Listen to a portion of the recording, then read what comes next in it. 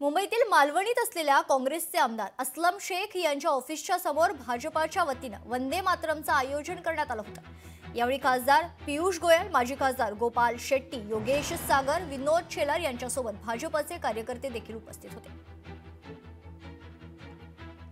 महत्त्वाची बातमी आपण पाहतोय। यावेळी मुंबईतील मालवणीत असलेल्या काँग्रेसचे आमदार असलम शेख यांच्या ऑफिसच्या समोरच भाजपच्या वतीने वंदे मातरम या गीताच्या गायनाचं आयोजन करण्यात आलेलं आहे। यावेळी खासदार पियुष गोयल, माजी खासदार गोपाल शेट्टी, योगेश सागर, विनोद शेलार यांच्यासोबत भाजपचे कार्यकर्ते देखील मोठ्या संख्येने उपस्थित राहणार असल्याची माहिती आहे।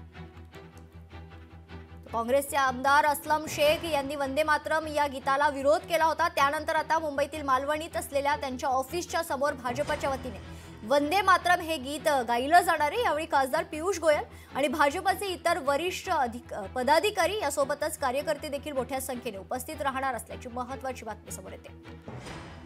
या संदर्भात सविस्तर माहिती जाणून घेऊयात। आपले प्रतिनिधी अविनाश डेगसकर आपल्यासोबत जोडले जातात। अविनाश, काय सविस्तर माहिती? असलम शेख म्हणजे काँग्रेसचा मोठा गड हा मालवणीतला मानला जातो। त्यांच्याच भागात जाऊन स्वतः भाजपचे नेते कार्यकर्ते उपस्थित राहणार आहे। 150 वर्षाच्या निमित्ताने देशभरात, राज्यभरात, मुंबईत सगळीकडे वंदे मातरम गायलं जात आहे। काँग्रेस हे गाणं गात नाहीये किंवा हे असा कुठला उपक्रम घेत नाही असा भाजपचा आरोप आहे।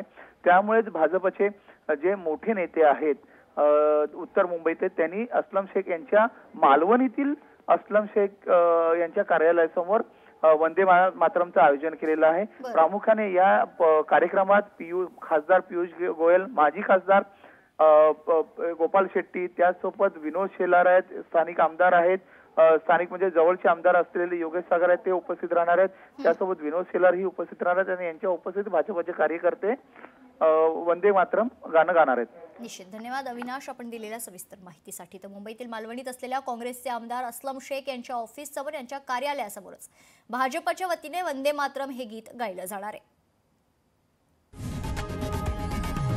लोकशाही मराठी ऐका, पहा, जागरूक रहा।